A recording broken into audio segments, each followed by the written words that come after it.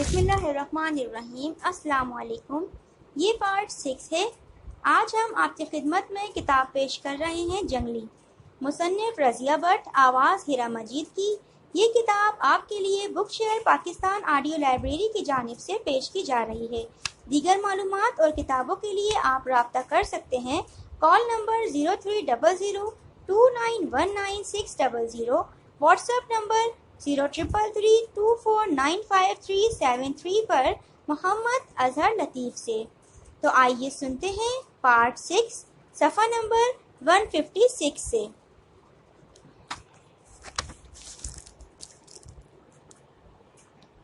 वो जैसे रोने लगी। मैं अम्मी से कहूँगी कि वो शबनम की वहाँ मंगनी तय कर दें जहाँ इसके लिए रिश्ता आया। शादी जब वो चाहे कर लेगी। मैं अम्मी से कहूँगी कि वो शबनम की वहाँ मंगनी तय कर दें जहाँ से उसके लिए रिश्ता आया। शादी जब वो चाहेगी होती रहेगी। शबनम ने लाख इनकार किया तो भी मैं इनकार न चलने दूंगी। इसे मेरा फैसला मानना ही पड़ेगा। ये खुद गर्जी है। जहन ने फिर कहा, खुदा के लिए चुप हो जाओ। वो जैसे सर पकड़कर जहन को झंझोड़ने लगी। प्यार खुद गर्जी ही हुआ करता है। मैं भी खुद गर्ज हूँ तो क्या हुआ, एक गुनाह ये भी सही। और फिर उसे आवाज़ सुनाई दी जैसे शबनम सीढ़ियाँ उतर रही थी। वो बर्तन बावर्ची खाने में रखकर चुप परवीन के कमरे की तरफ आ रही थी तो परवीन का जहन जैसे ये मिसरा दोहरा रहा था। खाएंगे ना फरेब तेरी सादगी से हम। वो जिसे उछलती और मुस्कुराती हुई परवीन के कमरे में पहुंची और इसके करीब बैठ गई। इसने परवीन के मुंह और चेहरे के तासुरात का अंदाज़ा लगाया, मुनासिब न समझा। इसने जल्दी में कहा, बाजी बताओ जावेद से क्या बात हुई? नहीं, वो सपाट आवाज़ में बोली। मगर क्यों बाजी, आप कुछ बुझी बुझी सी हैं, आखिर क्यों? तुम क्यों पूछती हो? वो जैसे चिल्ला दी। बाजी शबनम उठकर खड़ी हो गई और हैरानी से इसे देखते हुए पूछ बैठी, आपको एकदम क्या हो गया है? वो चुपचाप लेटी रही। शबनम ने अपनी बाजी का मुंह कुछ दुरुस्त करने के लिए कहना शुरू किया। बाजी, उन्होंने कहा, मैंने सारी बातें खुद सुन ली हैं। फिर शबनम ने कुछ कहना चाहा मगर परवीन ने इसे झड़क दिया और पहली बार चिल्लाकर इससे कहा, शबनम मुझे तन्हा छोड़ दो, मुझे आज तुम्हारी ज़रूरत नहीं। वो अब भी चुपचाप खड़ी रही मगर बाजी ने इसे झड़क दिया और चिल्लाई, मैं कहाँ है ताकि यहाँ से चली जाओ, मैं तन्हाई चाहती हूँ। और परवीन की इन बातों और रवैयों से परेशान सी वहाँ से चली गई। और अगर वो चली न जाती तो शायद आज इसे परवीन धक्के देकर वहाँ से निकाल देती। शबनम भी उदास हो गई थी। इसके समझ में कुछ नहीं आ रहा था कि आखिर इसने क्या गलती की है जब बाजी ने इसके साथ ऐसा बर्ताव किया। इसने खुद ही तो जावेद के पास इसे भेजा था और फिर छुप कर इनकी बातें भी सुनती रही। या बाजी पागल हो चुकी हैं? इस दिन रात तक भी जब परवीन अपने कमरे से बाहर न निकली तो शबनम को बहुत परेशानी हुई।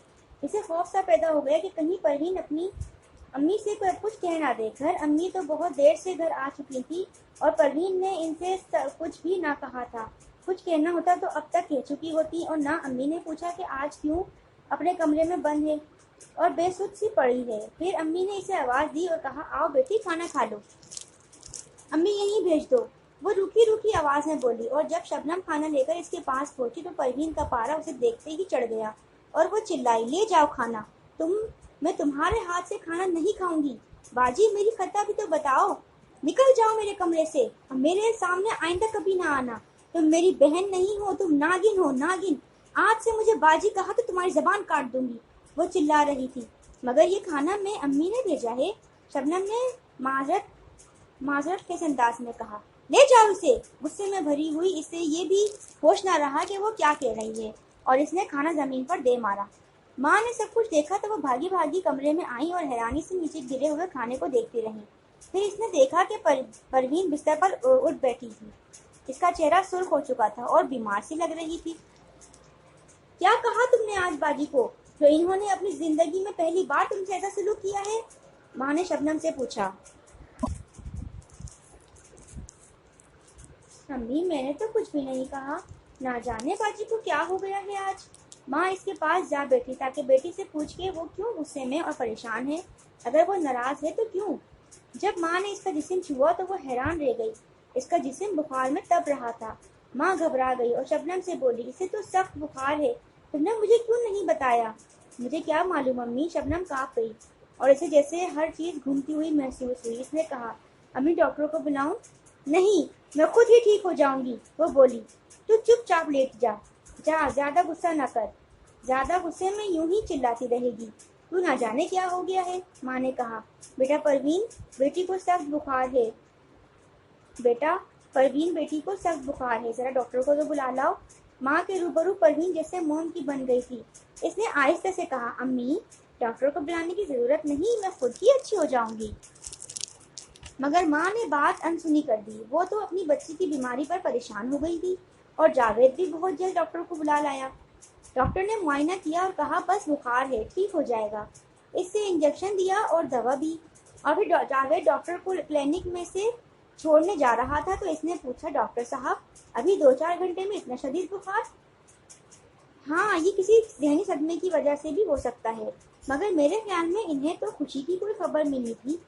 ذہنی صدمہ نہیں؟ کیا تم بتاؤ گے وہ خوشی کی خبر کیا تھی؟ ڈاکٹر نے پوچھا۔ اپنی بہن کی شادی کی خبر ڈاکٹر صاحب، جاوید نے رک رک کر بتایا۔ تمہاری وہ کیا لگتی ہیں؟ ڈاکٹر نے جاوید کے چہرے پر اس کے تاثرات تلاش کرتے ہوئے پوچھا۔ وہ میری کچھ نہیں لگتی، میں ان کا کرایہ دار ہوں۔ اور اس کی بہن کی شادی کہاں ہو رہی ہے؟ ڈاکٹر نے عجیب سوال کر دیا۔ جاوید ہچکچایا اور پھر بولا، وہ امیدوار میں ہوں۔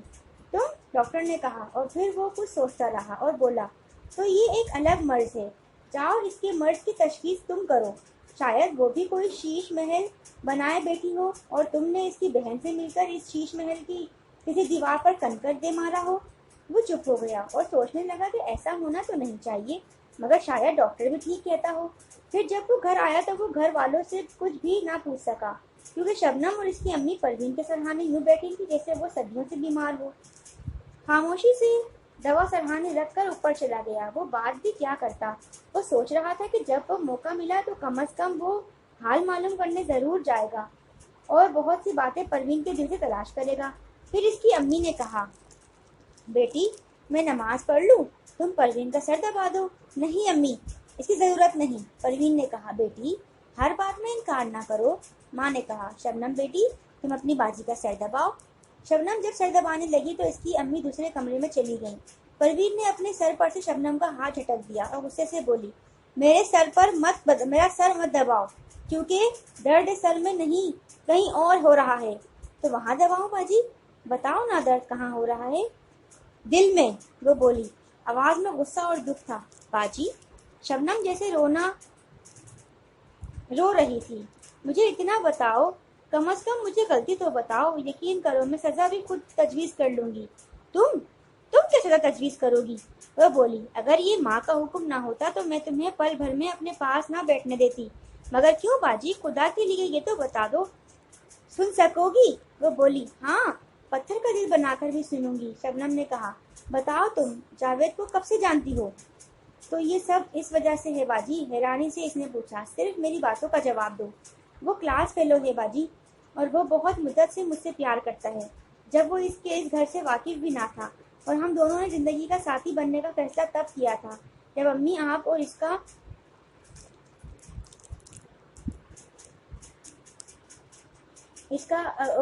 کا کمرہ ہمارے درمیان موجود تھا، اور وہ اب رہتا ہے۔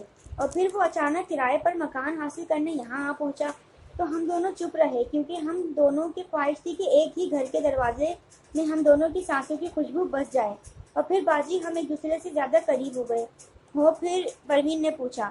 باجی پھر ہم نے ہزاروں بار ایک دوسرے کے پیار کا وعدہ دہرایا، ہر قسم کو بار بار دہرایا، ہم ایک دوسرے سے پیار کرتے ہیں۔ مگر باجی یہ سب آپ کیوں پوچھ رہی ہو؟ گھر سے باہر وہ تم سے ملا کرتا ہے نا؟ وہ ہچکچائی اور پھر اس نے بتا ہی دیا، ہاں باجی، ہر روز۔ کیا؟ پروین نے پوچھا۔ کبھی نہیں بھی ملتا، اور گر نہ روز ہر روز، وہ رک رک کر بولی۔ مگر آپ اتنی باتیں کیوں پوچھ رہی ہیں؟ پروین نے سرد اور لمبی سانس لی اور بولی، کاش ان باتوں سے تب آگاہ ہو چکی ہوتی جب وہ اس گھر میں آیا تھا، تو کبھی اسے یہ کمرہ کرائے پر نہ لینے دیتی۔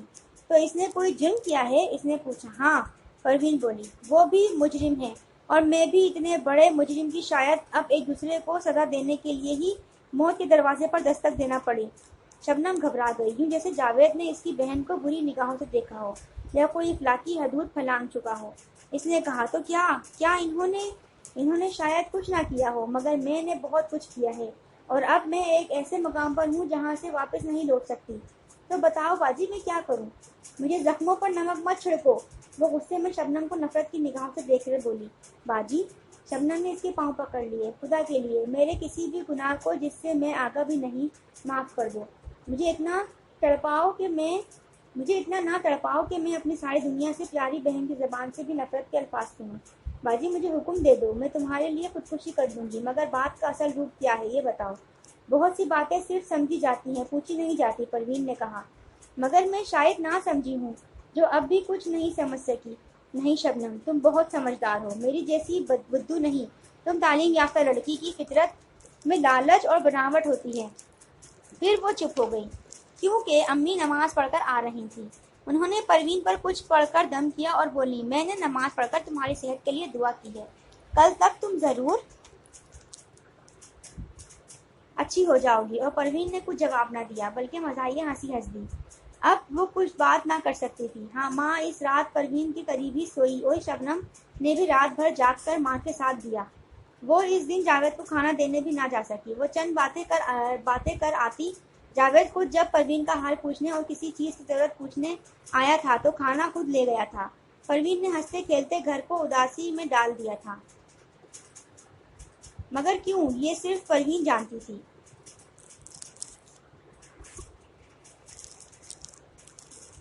सुबह नाश्ता तैयार करके परवीन के लिए जब शबनम नाश्ता लाई तो इस दिन परवीन ने इनकार नहीं किया। वो कुछ मुतमईन सी थी, ना जाने इसने रात भर में क्या फैसला कर लिया था।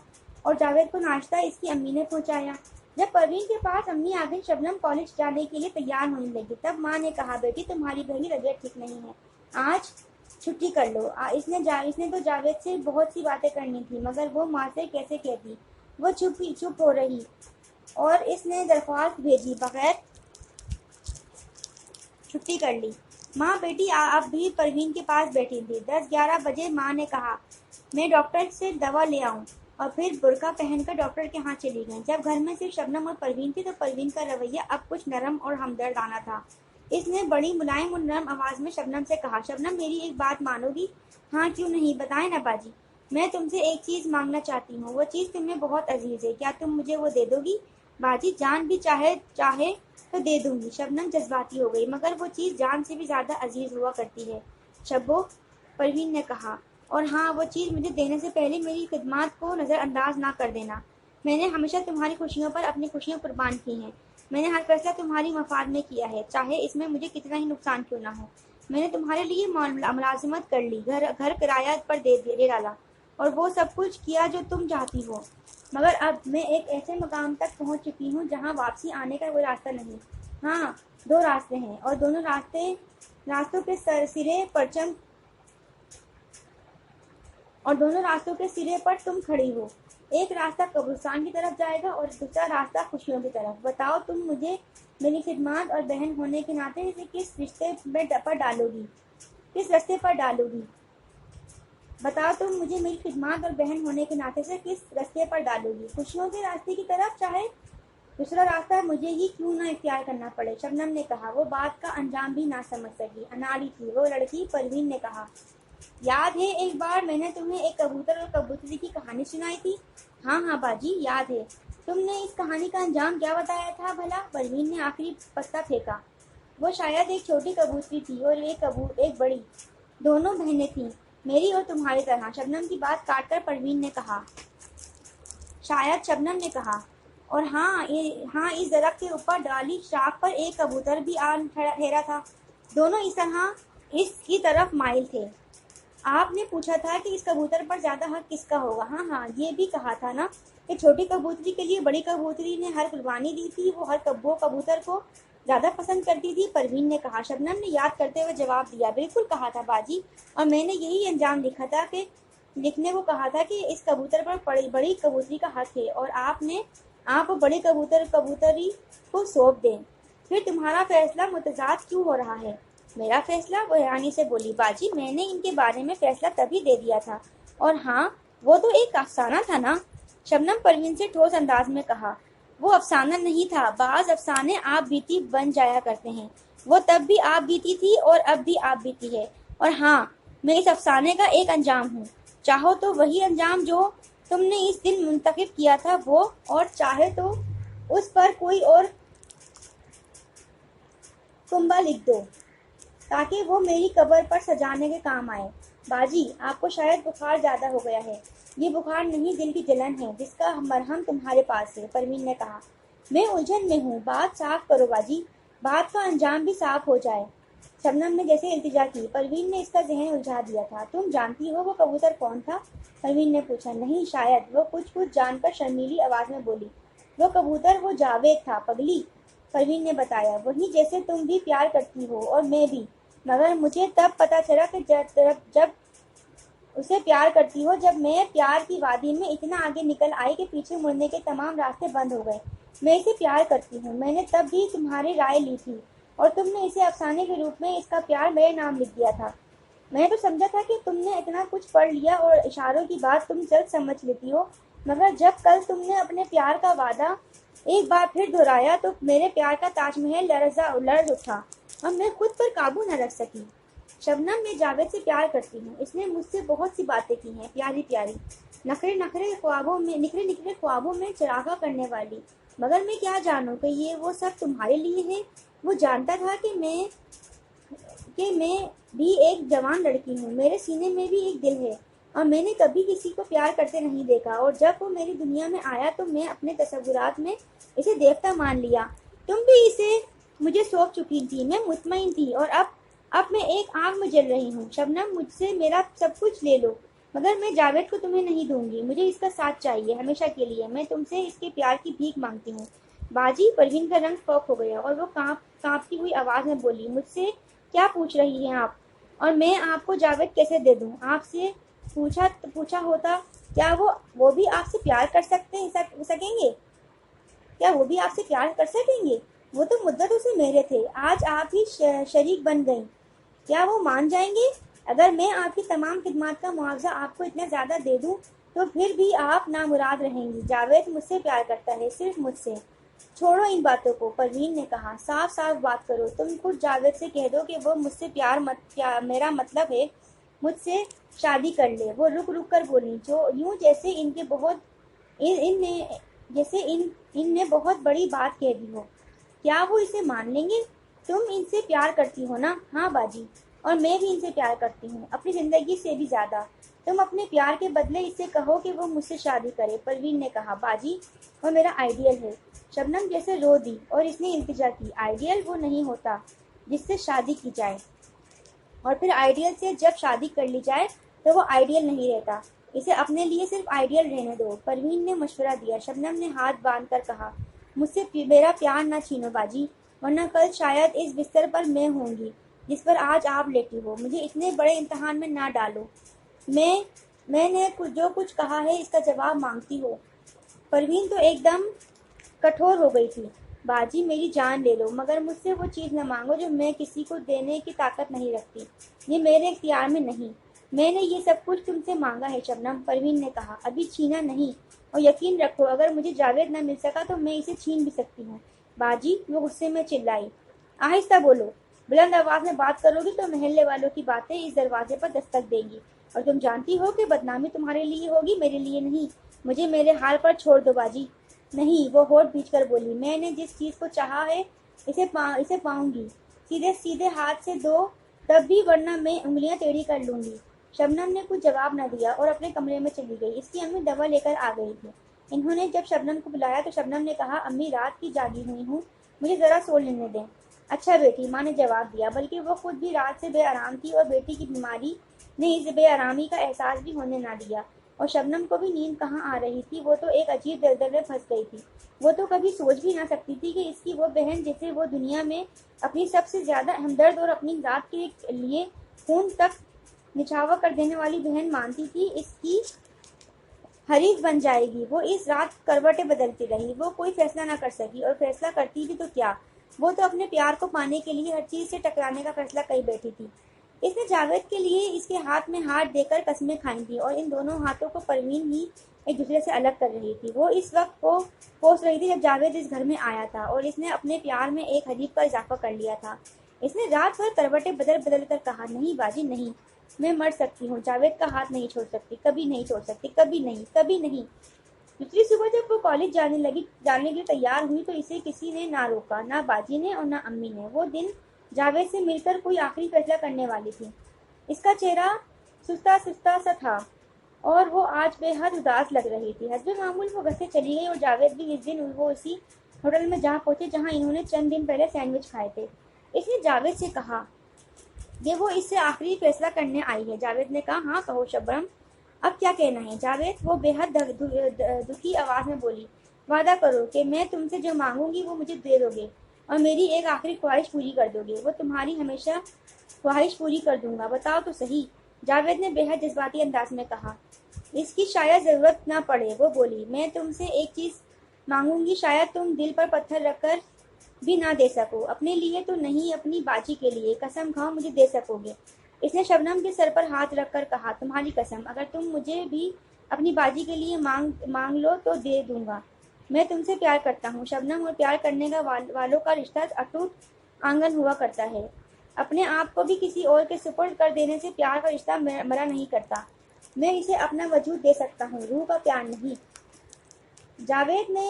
جاوید وہ پیار کے آخری انداز میں بولی، میں اور تم پیار کرتے ہو، مگر میرے گھر میں میری ایک اور بہن ہے۔ اس نے زندگی مایوسیوں اور جدوجہد میں گزاری ہے۔ اس نے میرے لیے وہ کچھ کیا ہے جو میری ماں بھی شاید نہ کر سکتی۔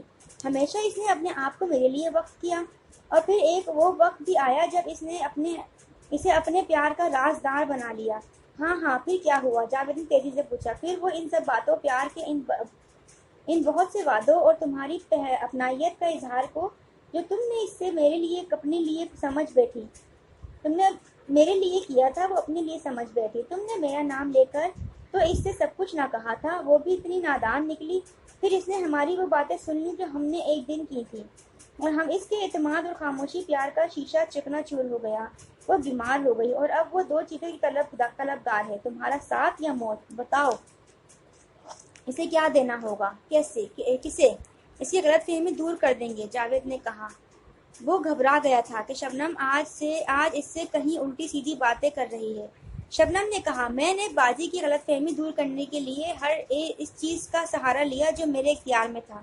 میں نے اس کے پاؤں بھی پکڑ لیے، میں نے گڑ گڑا کر بھی منت کر لی، مگر نہیں، وہ نہیں مانی۔ اس کا صرف ایک مطالبہ ہے کہ مجھے جاوید چاہیے، صرف جاوید۔ وہ کہتی ہے کہ میں ایک ایسے دو راہے پر ہوں جہاں ایک راستہ جاوید کے گھر کی طرف جاتا ہے اور دوسرا قبرستان کی طرف۔ تم مجھے جدھر بھیجو گے میں چلی جاؤں گی۔ پھر تم نے کیا کہا؟ جاوید کے پاؤں تلے سے جیسے زمین نکل گئی۔ اس کا ذہن معاف ہوا تھا، وہ تو یہ سب کچھ سوچ بھی نہیں سکتا تھا۔ شبنم نے کہا، جو تم کہو وہی، اسے ہم دونوں کو جدا کرنے کا کیا حق ہے؟ بے شک نہیں، مگر یاد رکھو وہ میری بہن ہے، اور محسن بھی۔ تو تم کیا کہنا چاہتی ہو؟ میں نے اپنے فیصلے سے پہلے تمہاری رائے مانگی ہے۔ میں تمہارے بغیر نہیں رہ سکتا شبنم۔ میں اگر تمہیں نہ پا سکا تو زندگی یوں ہی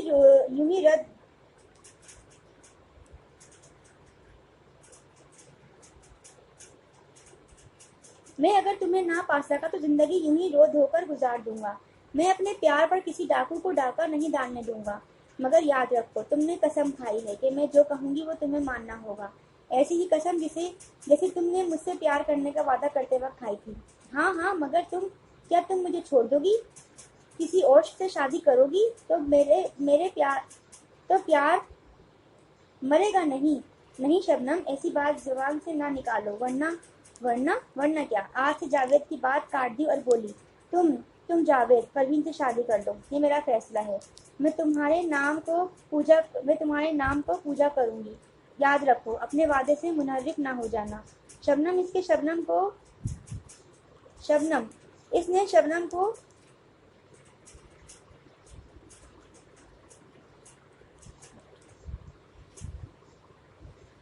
نے شبنم کو تھپڑ مارا اور پھر چلایا، اپنے الفاظ واپس لو، جس قدر مارنا چاہو مار کر دل ٹھنڈا کر لو۔ وہ بولی، مگر اب تمہیں یہ ماننا پڑے گا کہ تم شادی صرف پروین سے کرو گے۔ وہ بھی تو میری بہن ہے، میری ہم شکل اور میرا ہی خون۔ نہیں نہیں نہیں، وہ چیخ اٹھا، ہم قسم کھا چکے ہیں، مگر یاد رکھو میں تمہیں بھولوں گی نہیں۔ میری قبر سے بھی اگر کوئی آواز بلند ہوئی تو وہ صرف تمہارا نام ہوگا۔ میں اب بھی تم سے اتنا ہی پیار کرتی ہوں جس کا اندازہ ناممکن ہے، اور یہ پیار اس وقت بھی اتنا ہی ہوگا جب تم پروین کو اپنا بنا لو گے۔ میں ایسا نہیں کروں گا تو پھر بھول جاؤ کہ کوئی شبنم بھی تھی۔ تم خود غرض ہو، تم پیار کا مول نہیں دے سکتے۔ خدا کے لیے میرا اتنا بڑا امتحان نہ لو شبنم، مجھے کانٹوں کی صحیح پر نہ بٹھاؤ، مجھے معاف کر دو، خدا کے لیے مجھے معاف کر دو۔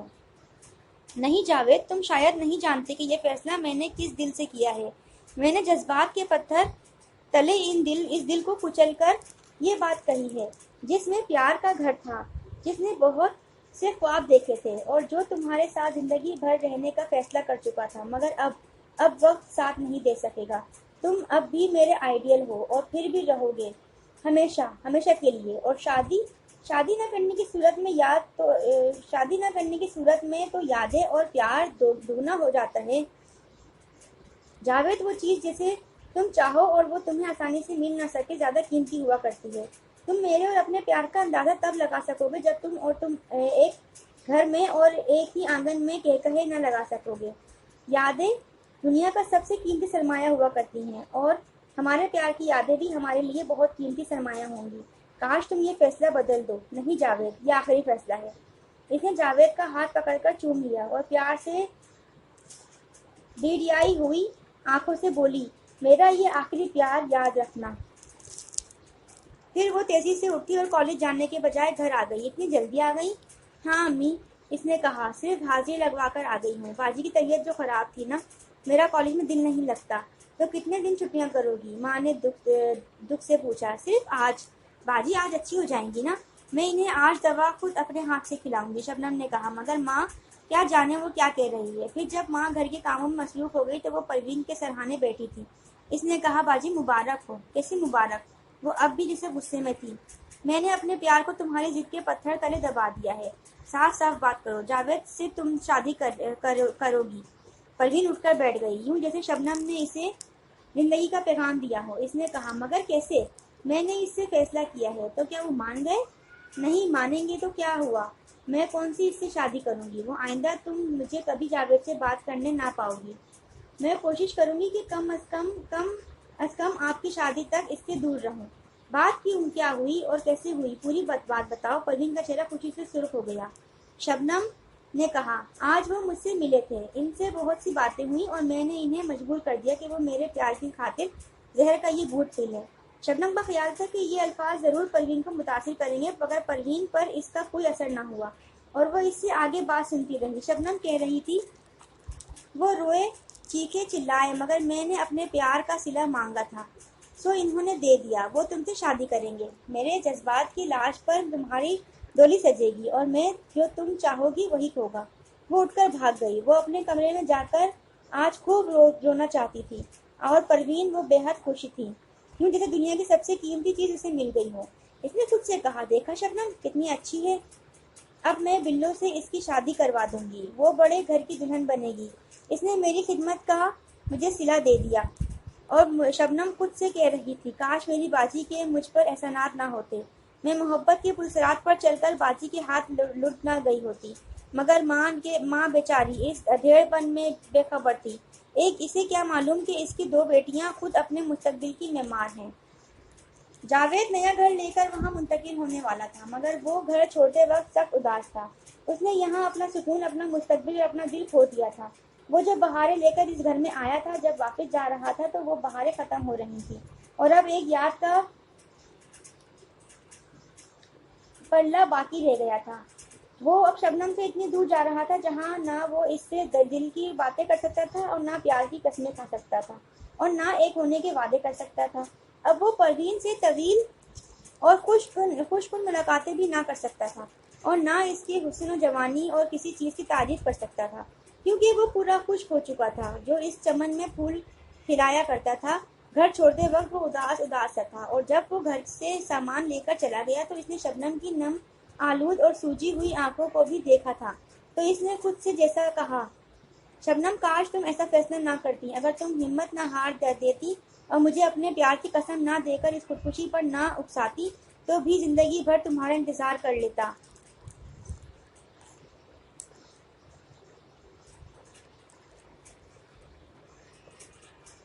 नॉवेल जंगली का पार्ट 6 यहाँ इख्तिताम पजीर होता है। बकिया किताब सफ़ा नंबर 190 से समाप्त फरमाइए। शुक्रिया।